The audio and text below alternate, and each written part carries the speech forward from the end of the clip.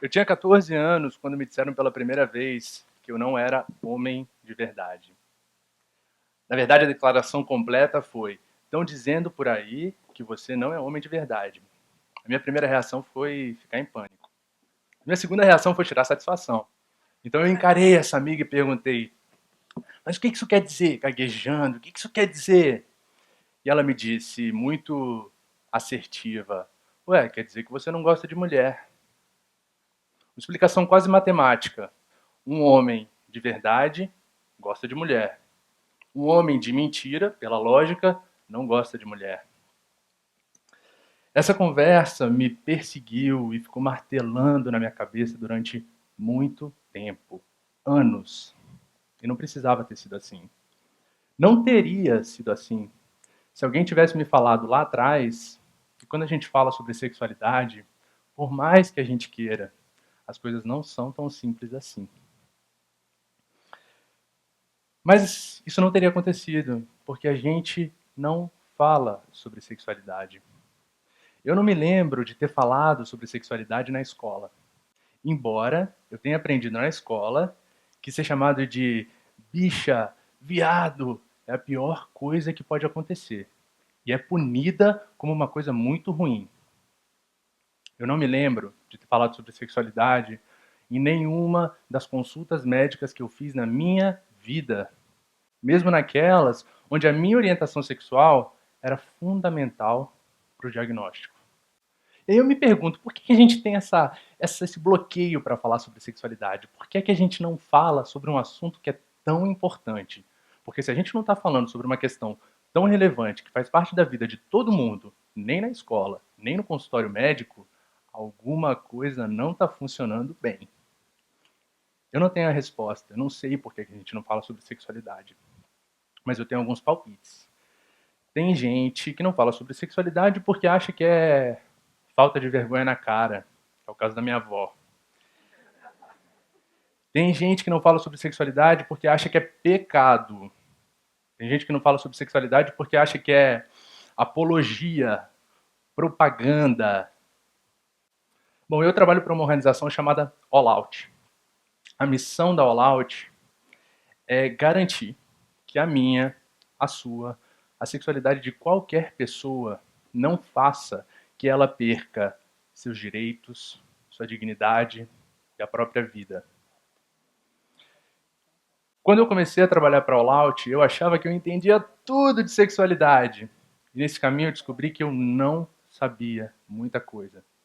Mais que isso, eu descobri que muita gente que está ao meu redor, minha família, meus amigos, também não sabem muita coisa. A partir dessa constatação, a minha missão passou a ser falar, contar um pouquinho do que eu aprendi durante esse processo, para tentar minimizar um pouco essa confusão. Separei em 3 itens que eu acho importante que todo mundo saiba sobre sexualidade. O primeiro deles: é hora de sair do caixote. O que é o caixote? Quando eu estava me perguntando se eu era homem de verdade ou não, uma das minhas maiores angústias era não saber o que é ser homem de verdade. E não saber onde é que estavam essas regras, de onde é que elas vinham, quem é que escreveu isso daí, quem é que tem essa resposta. Ninguém tem essa resposta.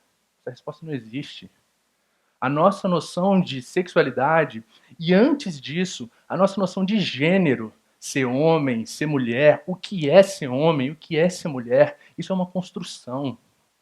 É como se existissem 2 grandes caixotes, homens, mulheres, e um bocado de regras que definem o que é ser homem, de verdade, e o que é ser mulher, de verdade. Essas regras são uma construção.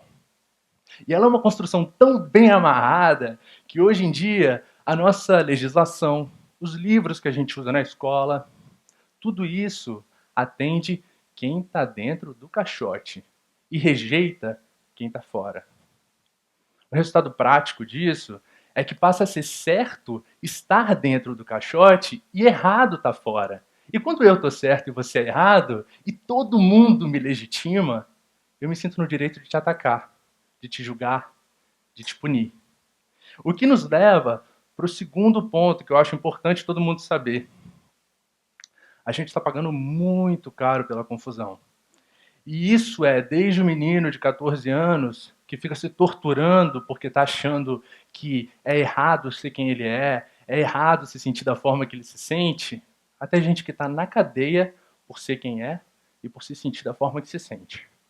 Muita gente não sabe, mas em 76 países é crime ser gay, ser lésbica, ser bissexual, ser trans. É crime. Em 10 deles, é um crime punível com a pena de morte.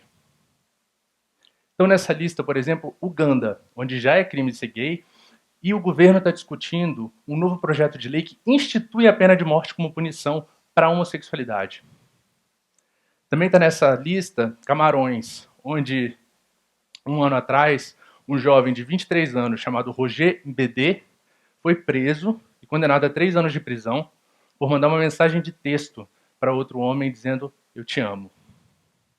Agora, não está nessa lista, por exemplo, a Rússia, onde acaba de ser aprovada uma lei que proíbe o que eles chamam de propaganda homossexual. O que significa propaganda homossexual na Rússia?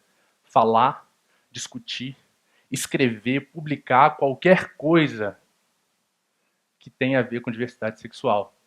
Na Rússia, essa minha fala é contra a lei. Eu poderia ser mandado para a cadeia por ela. O que nos leva ao terceiro ponto que eu queria passar para vocês. A situação é feia, é muito feia, mas dá para resolver o problema. Dá para resolver o problema. Como? Dá para resolver o problema se a gente começar a falar sobre isso. Se a gente se interessar em entender a nossa sexualidade, em aceitar a nossa sexualidade, a sexualidade dos outros, entender que esse é um processo dinâmico, que não para. Dá para resolver o problema se a gente conseguir se despir um pouco do nosso caixote, de todas essas regras, todas essas normas que a gente carrega desde muito antes da gente nascer. Dá para resolver o problema, mas isso depende da gente. 15 anos atrás, eu estava me torturando, me sentindo muito culpado por achar que eu não era um homem de verdade. Hoje, 15 anos depois, eu estou aqui para dizer para vocês que não existe homem de verdade. Não existe mulher de verdade. Existem 7 bilhões de buscas, 7 bilhões de jornadas, de descobertas. E elas são grandes demais, complexas demais, para caberem num caixote. Quando me convidaram para falar aqui no TEDx, pediram que eu falasse sobre atitudes renovadoras. A minha sugestão de atitude renovadora são 3, na verdade, e elas são mais antigas que andar para frente. As minhas sugestões de atitude renovadora são: 1. Vamos ser quem a gente é. 2. Vamos amar quem a gente ama. E 3. Vamos fazer a nossa parte para que todo mundo, em qualquer lugar, também tenha esse direito. Obrigado.